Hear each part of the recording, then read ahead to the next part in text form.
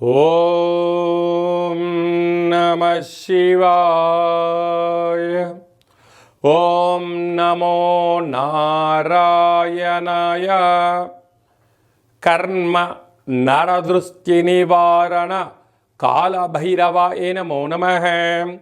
ఓం గురు అరిష్టేతు సంప్రాప్తే గురు పూజాంచ కారయేత్. గురు ధ్యానం ప్రవక్ష్యామి. విద్యా ఉద్యోగ విదేశీయాన రాజసన్మానోత్సవ గజసన్మానోత్సవ వివాహ తదనంతర పుత్ర పుత్రిక సంతాన సంబంధిత అరిష్ట దోషపీడోప ఉపశాంతయే.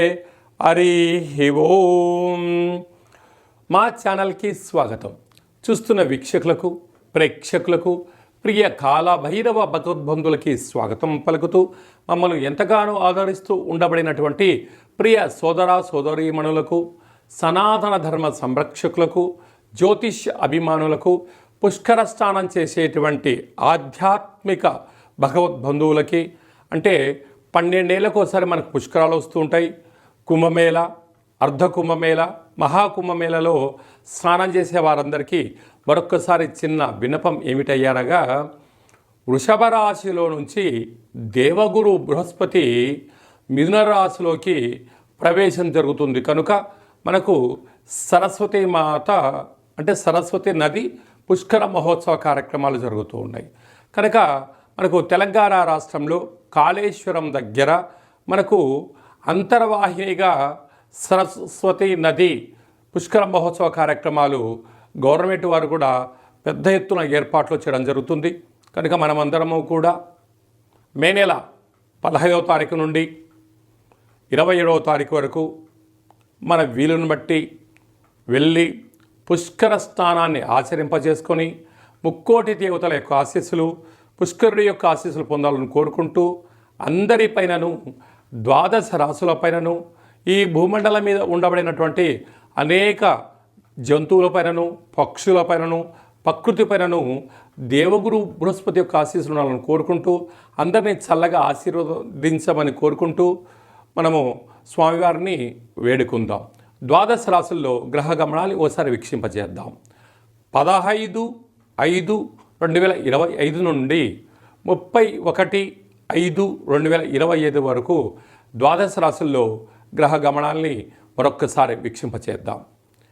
మేషరాశిలో బుధ భగవానుడు సంచార స్థితి, వృషభ రాశిలో రవి భగవానుడు ఏడాది తర్వాత సంచార స్థితి, 12 సంవత్సరముల తర్వాత మిథున రాశిలో దేవగురు బృహస్పతి సంచార స్థితి, కర్కాటక రాశిలో కుజ భగవానుడు నీచభంగ రాజయోగ సంచార స్థితి, కన్యరాశిలో కేతు సంచార స్థితి, మీనరాశిలో శుక్ర భగవానుడు, శని భగవానుడు, రాహు భగవానుడు సంచార స్థితితో ప్రారంభంలో ఇలా ఉన్నాయి. 19వ తారీఖు 5వ నెల 2025 నుండి రాహు భగవానుడు కుంభరాశిలోకి సంచార స్థితి, కేతు భగవానుడు సింహరాశిలో సంచార స్థితితో ద్వాదశ రాశుల్లో గ్రహ గమనాలను మనం ఒకసారి వీక్షింపచేసాం. తులారాశి వారికి దేవగురు బృహస్పతి యొక్క సంచార స్థితితో ఎలాంటి యోగం కలగబోతుందో ఈ వీడియోలో సవివరంగా సంపూర్ణంగా తెలుసుకుందాం. తులారాశిలో ఏ నక్షత్రాలు వస్తాయనగా, చిత్తా నక్షత్రంలోని 3వ పాదం, 4వ పాదం, స్వాతి నక్షత్రంలోని 4 పాదాలు, విశాఖ నక్షత్రంలోని 1, 2, 3 పాదం కలిపితే తులారాశి. రాశాధిపతి శుక్ర భగవానుడు. వీరికి 6వ స్థానంలో త్రిగ్రహ సంచార స్థితి ఉండడం వల్ల రుణ సమస్య, రోగ సమస్య, శత్రు సమస్య, కంటి సమస్య, అనారోగ్యము, వెన్నెముక, నరాల బలహీనత అధికమవ్వడం, నిద్రలేని రాత్రులు గడపడం జరుగుతుంటుంది. వీటిని మనోధైర్యం చేత ఎదుర్కోవడం, సూర్య నమస్కారాలు చేసుకోవడం, కుక్కకు పక్షులకు అన్నదానం చేయడం వలన ఆటోమేటిక్గా అనేక రకాల సమస్యలు తొలగిపోతాయని చెప్పి గమనించాలి. సప్తమంలో బుధ సంచార స్థితి ఉండడం వల్ల మీ బుద్ధి, మీ సత్ప్రవర్తన, మీ జ్ఞానమే మిమ్మల్ని ప్రమోషన్స్ తీసుకొచ్చే అవకాశాలు చాలా అధికంగా ఉన్నాయి. అష్టమంలో ఏడాది తర్వాత రవి సంచార స్థితి ఉండడం వలన అనారోగ్యము, వైద్య సేవనము, హాస్పిటల్స్, సర్జరీసు, వాహన ప్రమాదాలు పొంచి ఉన్నాయి. తస్మాత్ జాగ్రత్త. అష్టమి తిథి ఎందున, అమావాస్య తిథి ఎందున దూరావాయు జల ప్రయాణాలు పెట్టుకోవద్దు. గృహంలో కుష్మాణ దీపాన్ని పెట్టండి. గ్రహదోషాన్ని తొలగించుకోండి.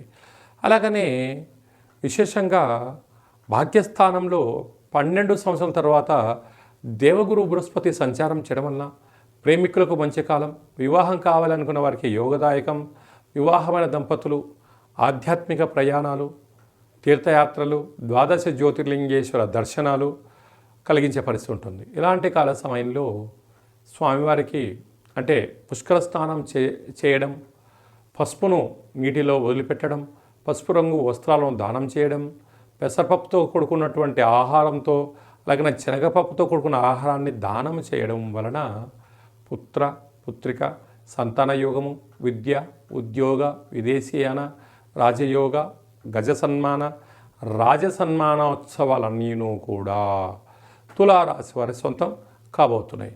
అలాగనే రాజ్యస్థానంలో కుజభగవానుడు ఉండడం వల్ల స్థిరాస్తులు, చరాస్తులు, వాహనాలు, బంగారు ఆభరణాలు, షేర్లు, క్రయ విక్రయ కార్యక్రమాలలో తొందరపాటు నిర్ణయానికి ఇది సరైన సమయం కాదు. వ్యయంలో కేతు సంచార స్థితి ఉండడం వలన చిన్న చిన్న విషయాలకు ఆందోళన చెందవద్దు.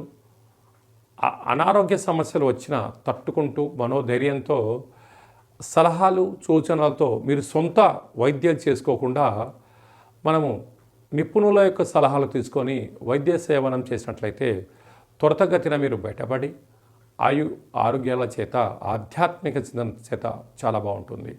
అలాగనే సాఫ్ట్వేర్ ఉద్యోగస్తులు, హార్డ్వేర్ ఉద్యోగస్తులు, వ్యవసాయ సోదరీమణులు, గృహ భవన నిర్మాణ కార్యక్రమం చేసేవారు, మార్కెటింగ్ రంగంలో ఉండబడిన వారు, సినిమా రంగాల్లో ఉండబడిన వారందరికీ గురు యోగ్యత స్నానము, పుష్కర స్నానం అవసరం అని చెప్పి కూడా గుర్తుపెట్టుకోగలగాలి.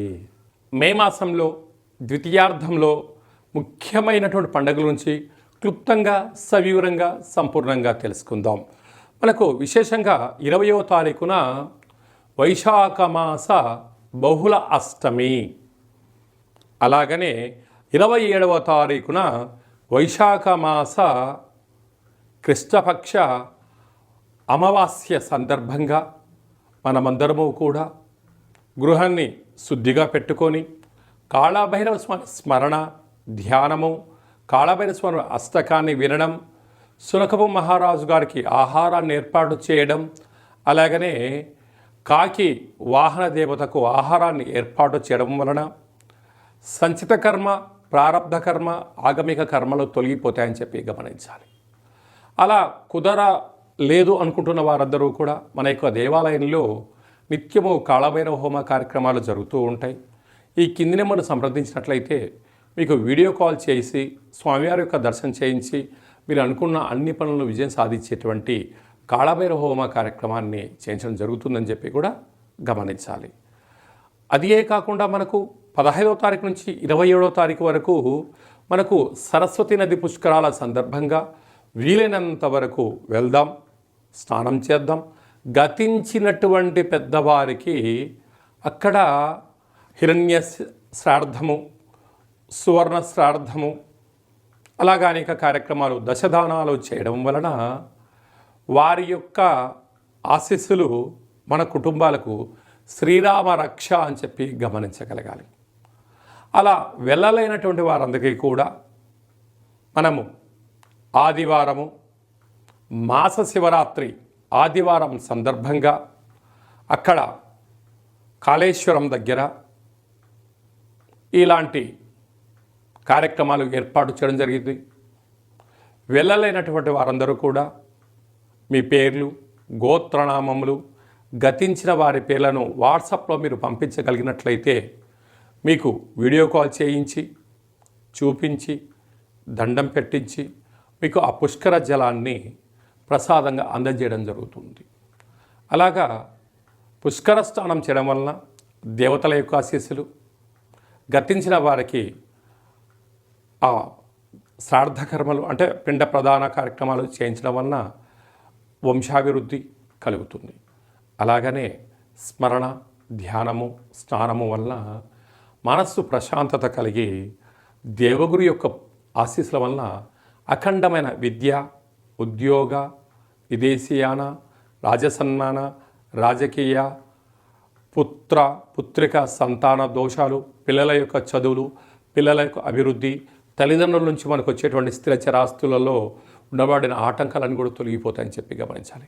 కనుక మనం అందరము కూడా పుష్కర స్నానాన్ని చేద్దాం, ఆచరిద్దాం.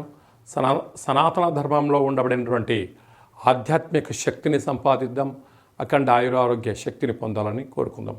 అలాగనే ఇంకనూ మనం విజయం సాధించగలగాలి అన్నట్లయితే యొక్క పాత్ర కంచు పాత్ర అంటారు. అందుకే కంచు మోగినట్టు కనకంబు మోగదు గదరా సుమతి అని చెప్తారు. అలాగే ఈ యొక్క కాలభైరవ స్వామి వారి యొక్క అక్షయ పాత్రను గృహంలో ఉంచుకొని ప్రతిరోజు ఉదయం, కుదరలేదు సాయంత్రం పూట ఇలా శబ్దం చేయడం వలన ఓంకార శబ్దం రావడం జరుగుతుంది.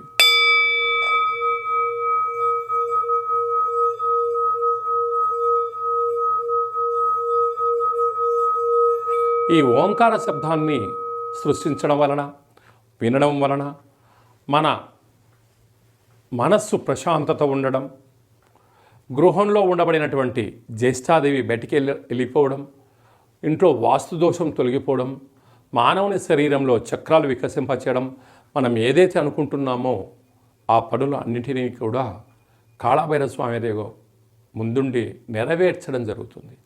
అలాగా కాళభైరవ స్వామి యొక్క పూజ 20 రకాల వస్తువులతో దిష్టి దించి ఈ అక్షయ పాత్రను అందజేయడం జరుగుతుంది. కనుక మనమందరము కూడా అక్షయ పాత్రను ఇంట్లో ఉంచుకుందాం, అష్ట కష్టాలకు స్వస్తి పలుకుదాం, అష్టైశ్వర్యాలకు స్వాగతం పలుకుదాం. అలాగే మీ వ్యక్తిగత జాతకం తెలుసుకోవాలనుకుంటున్నారా?